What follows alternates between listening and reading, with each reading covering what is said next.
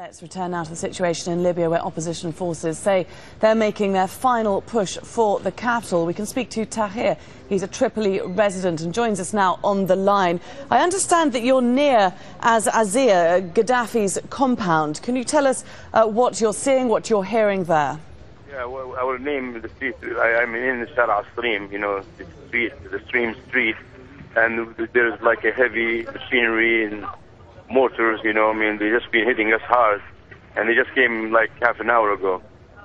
This heavy... So, they just came, they started half an hour ago. Started half an hour ago, the fighting started again 1.5 hours ago. Okay, and can you tell whether this fighting, this heavy machinery sound is coming from the rebel fighters or from Gaddafi troops or indeed from NATO? Yeah, Gaddafi troops, I mean, you know, but, you know, they're staying in the Nigeria embassy here. You know, and then also there's a high school, there's the Sarah Nasser high school, girls' high school, and there's also there's an eye clinic, you know, eyes clinic here, you know, it's called the Noor Eyes Clinic, and they are on the top. They have like they have, you know, what do you call them? Those machines, you know, really accurate, you know. Snipers, you know, they have snipers and they have RPGs and, you know, mortar, you know, some have some 14.5, you know, 12.5. Tay, I understand that, of course, you're probably staying inside at the moment. It sounds like a terrifying situation in the capital. But I'm just wondering what contact you have with other people in Tripoli, whether you know how widespread this fighting is. Yeah, we have spread. We have like maybe more than 100 person, you know, here and there. Every corner we have like 4 or 5. We have flash and coke. We have small. You know, we don't have any heavy machinery. We don't have, and our also ammunition is getting, you know, less and less. We don't have enough ammunition. We don't have any help from NATO, or you know, they can come with the Apache. They can at least get these 2 buildings. What is the mood in Tripoli at the moment? What's that? What is the mood in Tripoli at the moment? Are people staying indoors or are people out on the streets? People staying in houses, you know, it's a fight. I mean, it's a war. We are in a war. We are in a war zone right now, and we are trying to get some help, you know, because we don't have any other communication. We don't have communication. We don't have radios. We don't have anything. We are regular people, you know. We got some guns here and there, and we're trying to protect our area. The rebels said when they entered the capital that a number of fighters already in Tripoli rose up and joined them. How much support is there for the rebels in the capital? I mean, we're not that far. We are like 1 kilometer from the Green Square. I mean, you know, the Martyr Square. You know, he calls it the Green Square. You know, we are like 1 kilometer. You know, and we are in the area. We are in the Shara Stream Bridge. You know. I mean, the Nigeria embassy, I mean, they will know, if they have Googles, they will know where we're at. I mean, they can point exactly where these 2 buildings I gave you, you know, and they can come and help us. Okay, Tahir in the capital, Tripoli, giving us an idea of events there at the moment, saying that the fighting started again 1.5 hours ago after heavy explosions heard overnight, a slight lull in the past few hours, but heavy machine gun fire heard from near Gaddafi's compound just about 1.5 hours ago. We'll keep you posted on events there in Libya's capital.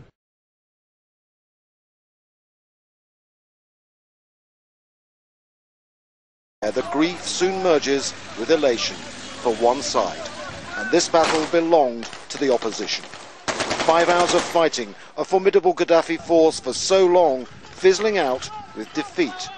Hello, I'm Selena Downs. These are the headlines on Al Jazeera. Libya's opposition fighters are pushing into the centre of the capital, Tripoli. The head of the opposition National Transitional Council says Muammar Gaddafi's son Saif al-Islam has been captured. Zaina Hodder was with rebel forces as they entered the city. She sent this update from the outskirts of Tripoli. Gun battles are taking place inside the Libyan capital. We also hear the sound of shelling. Gaddafi forces are using Grad rockets to try to slow the advance of the opposition fighters. At approximately 9 p.m. local time, we accompanied hundreds of opposition fighters into the capital from the eastern entrance.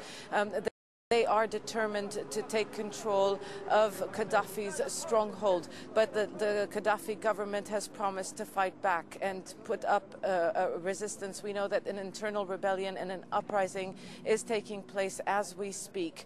Some neighborhoods, people have taken to the streets, some are armed. We know that there has been opposition inside Tripoli for months now, but they haven't been able to rise up against the state. They needed external support, and now they're getting that. Go back to where it's all happening now. Zaina Hodda is following the fighting as she's entered the suburbs of Tripoli and joins us now. Zaina, just tell us where you are and what's happening there. Well, we are in Green Square, the city center of Tripoli, and as you can see behind me, celebrations are taking place.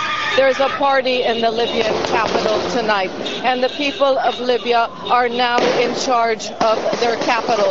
In fact, they've already decided that this square will no longer be known as the Green Square, a name which was given by Muammar Gaddafi. It is now called Martyrs Square, the original name. There's a lot of euphoria here. People are shouting, "We are free." Muammar Gaddafi has gone. They're even shooting at his poster.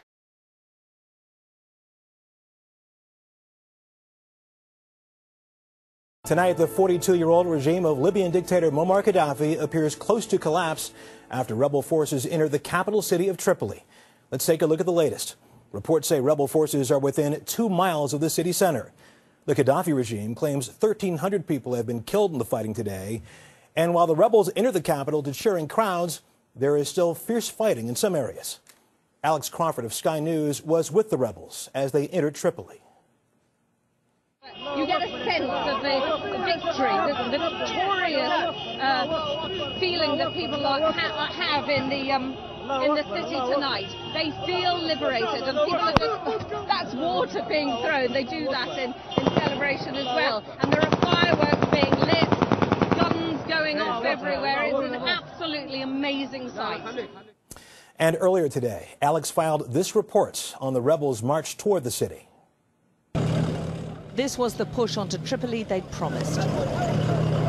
From dawn it began from Zawiya, and they moved at a cracking pace. They came from all over, joining the attack on the capital. Within hours they'd taken Judeim, the next town on from Zawiya, and a step closer to the capital. The mood was bullish. Along the way, there was no substantial resistance from the Gaddafi troops, with all the evidence suggesting many of the soldiers had ditched their uniforms and simply scarpered. They are running like rats, so we are doing a very good job now. It wasn't long before the next town was in control of the rebels. With Maya now secured too, it all seemed to be going far better than anyone expected. They pushed on again, coming within 1,500 metres of the 27th gate, the western doorway to Tripoli, and then the Gaddafi forces hit back.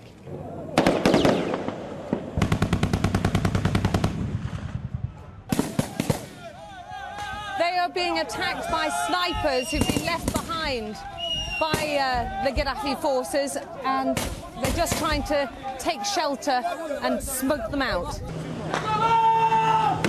Faced with rocket shelling and snipers, the rebels drew back, and quickly.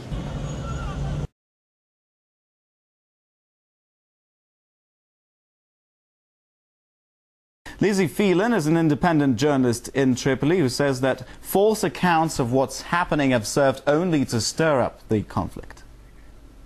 We've been hearing from the rebels and from NATO that NATO's allies, essentially the rebels, are a day, a week or very close to Tripoli. We've been hearing this for the past 5 months, so the people of Tripoli have essentially got used to these claims. Of course, we know that at the beginning of the crisis and continuously, the international media, the Western media and Al Jazeera in particular, has been responsible for a number of really grave lies. Of course, there was the lie that Gaddafi was attacking his own people, which thanks to the satellites of Russian intelligence proved that there were no such attacks from the air that took place. We heard the lie that the Libyan government was hiring mercenaries from African countries that has led to the mass lynching of of black people in areas like Benghazi and Misrata and other places. That was also proved to be a lie by human rights organizations. We've heard the lie that there was an imminent massacre about to take place in Benghazi, and also that there was already thousands that have been killed by the Libyan government in Benghazi. But we have yet to see the mass graves. We have yet to see the footage. We have yet to see the evidence of this. Most recently, there was, of course, the claims in the international media that somehow the civilian deaths, the massacre that took place in Zlitan wasn't quite on the scale that the Libyan people and government was claiming. I went to Zlitan myself. I went to the burial. I saw the evidence of the massacre of children and other civilians. So it's quite understandable that a few journalists here may be receiving the pleas of the Libyan government to just do their job, essentially, and report what is happening on the ground here, because thus far they have proven incapable of doing so, and they are largely responsible for the crisis in this country. Can you confirm the reports that there is heavy gunfire right now and shelling in Tripoli? There is gunfire, but it's sporadic, it's not organized, and it's meant to deliberately break down the morale of the population. The main point of the attacks in Tripoli, which are sporadic, is to break down the morale here and cause panic. In fact, the media here at the Rexus Hotel where I stay at, actually it's called the Swiss now, has been part of this disinformation campaign. They're talking about airlifts. The media is quoting the International Organization for Migratory Workers. They're quoting them and saying migratory workers here want to flee. That is not true at all.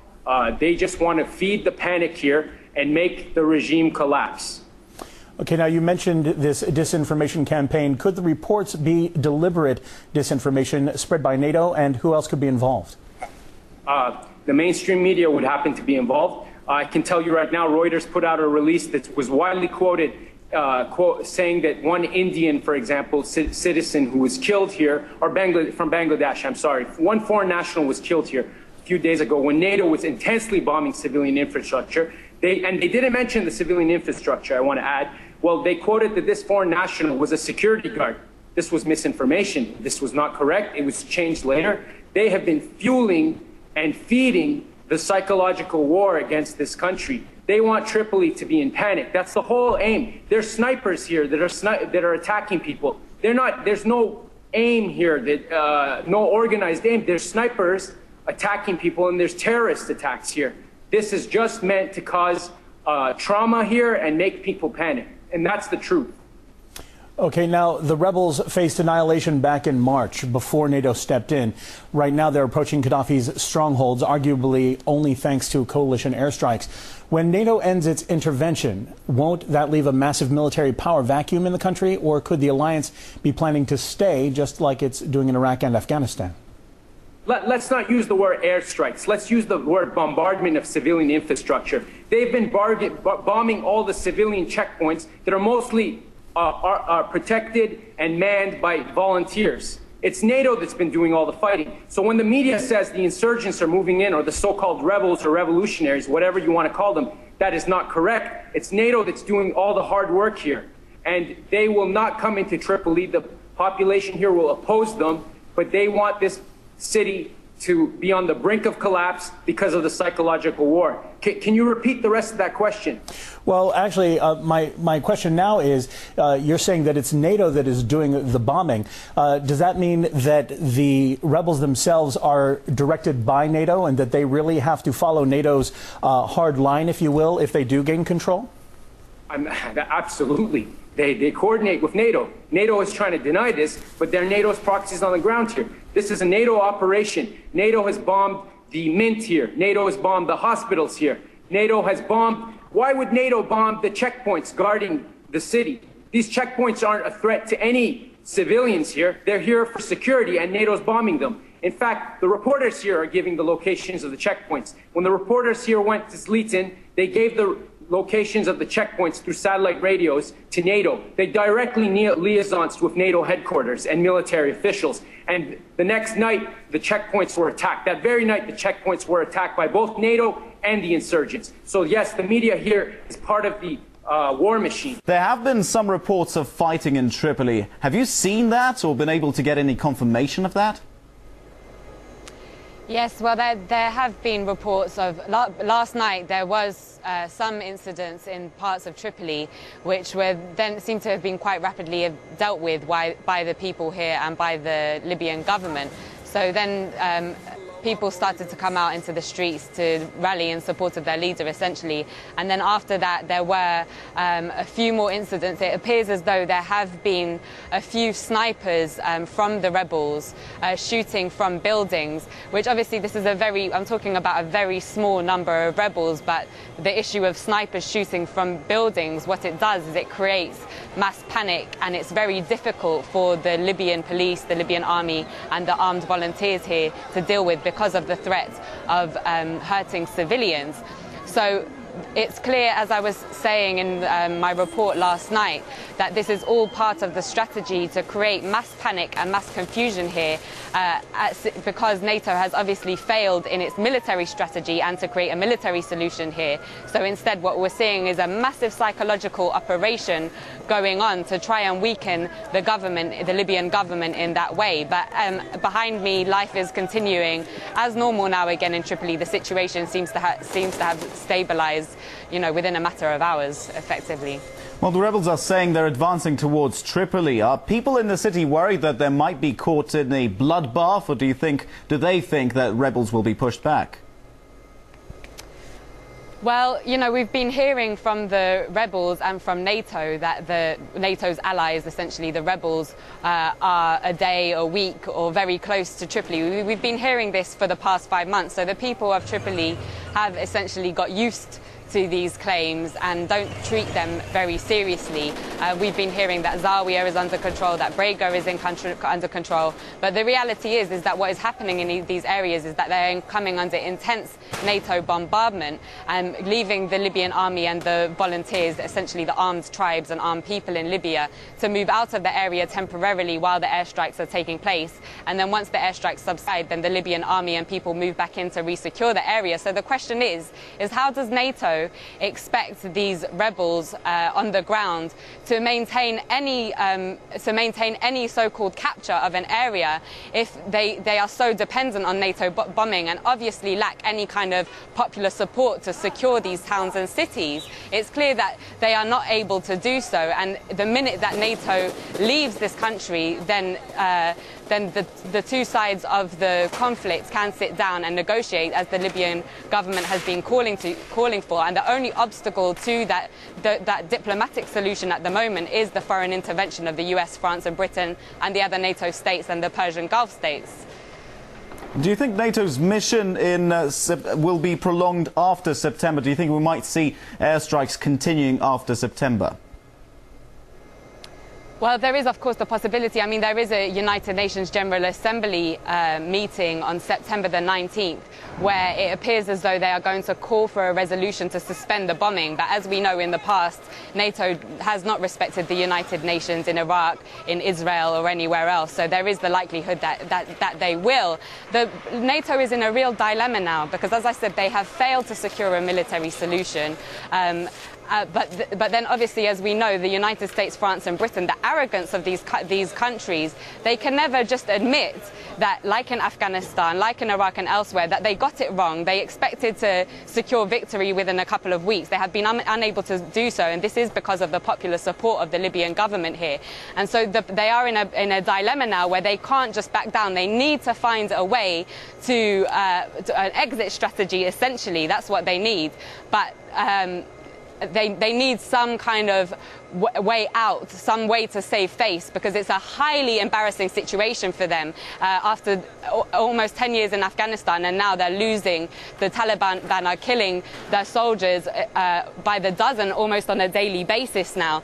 They're really in a big mess. But of course in Libya also, one of the reasons why they're so desperate to secure some kind of perception of victory through this psychological operation or campaign of confusion through the media is, of course, because they are pushing for intervention in Syria. And how can they justify to the Security Council and the international community intervention in Syria when they have so abysmally failed in securing any of their aims in Libya? And let's remember that, of course, their aim in Libya was supposedly to protect civilians, and we have seen that they are murdering civilians here in their thousands. And, of course, now the irony in London that human rights groups are condemning the British government for their arrest and their treatment of those who stood up against the British government during the so-called riots. So really, the British government and the Western states should take the advice of the leaders of the global south and focus on their own troubles back at home rather than creating more mess in countries like Libya and Syria. All right, Lizzie Phelan, thank you so much. Reporting live from the Libyan capital, that was independent journalist Lizzie Phelan. Rebels have reportedly entered Tripoli from the west as fighting in Libya appears to be intensifying tonight. Some estimates put the death toll from this weekend alone in the hundreds, with around 1,000 injured. It's also believed that major clashes have seen rebels capture the capital's Mitiga air base this evening. Opposition forces also claim to have freed prisoners locked up during the uprising against Gaddafi's regime. Let's get the latest from independent journalist Lizzie Phelan. She's in Tripoli. She's been updating us all night. Lizzie, it's good to hear you on the line again tonight. All reports saying that fighting is raging around the capital. From where you are, what can you tell us? Hi, Mark. Well, yeah, there are battles going on outside the hotel where I currently am in the Ben Ashur area of Tripoli. But it does appear that these are relatively small groups of rebels or insurgents or whatever you want to call them, and not kind of the impression that some kind of troops of the opposition have moved into the capital. So the question is really how long they can last out against a battle against the Libyan army, which of course is a conventional army and has mass support here. The masses in Tripoli have been armed by the Libyan government since the beginning of the crisis. So really we're just waiting it out and seeing how long this is going to last over the next few days. But as I said, they don't have any kind of popular support, and they don't have they don't seem to have any large numbers inside the capital, so it doesn't look as though it will last for very long. Lizzie, paint the picture for us. What is the position on the streets tonight? Are there a lot of Colonel Gaddafi's forces out on the streets if the worst should happen? Of course, the army is very much ready. They haven't been using anywhere near their full military capability. There are, of course, also, as I said, many volunteers, ordinary people who have taken up arms, who are defending their areas. But this is isolated. It's not the opposition haven't taken any key parts of the city. They are merely street battles. There's snipers from the rebels inside people's houses, taking cover behind families, which is one of the reasons why it's so difficult to get rid of them. So rather than them taking any key positions, what it's doing is and to the Libyan. Lizzie, we're having a few problems with the phone line from Tripoli tonight. Obviously, there's some problems with it, with everything that's going on around you there. Earlier on, Colonel Gaddafi went on TV to say that he would protect Tripoli, he wouldn't leave Tripoli. He also called on people there to take up arms and protect the capital. What has the public response been? You're saying that a lot of the public in the city are very much behind him. What was the response to taking up arms?